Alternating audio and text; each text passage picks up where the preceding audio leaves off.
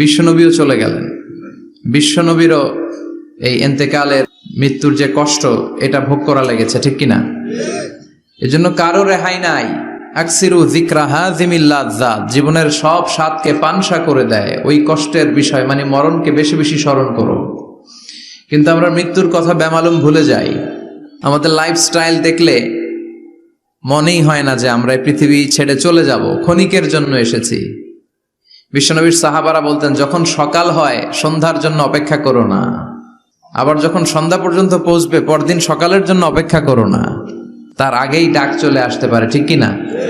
আবার বিশ্বনবী বলতেন, নামাজে যখন দাঁড়াও সল্লু সলাতান মুআদ্দিয়া, মনে করো এটাই তোমার জীবনের হতে পারে শেষ নামাজ। পারফর্ম দ্য সালাহ as if this is your last and final prayer, এমন ভাবে সালাত পড়ো মনে করো হতে পারে এটা জীবনের শেষ নামাজ। এজন্য কেউ থাকতে আসি নাই, চলে যাব। আমার নানা ভাই যেমনি চলে গেলেন আমরাও চলে যাব, ঠিক কিনা?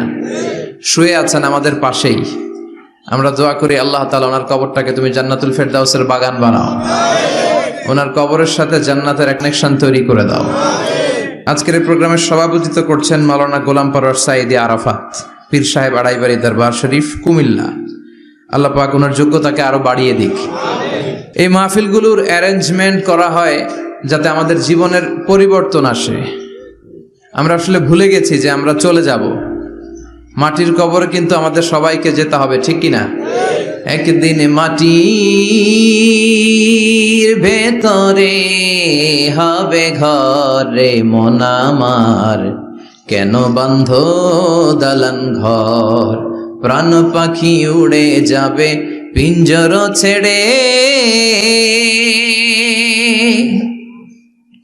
ধরা ধামে সবই রবে তুমি যাবে চলে,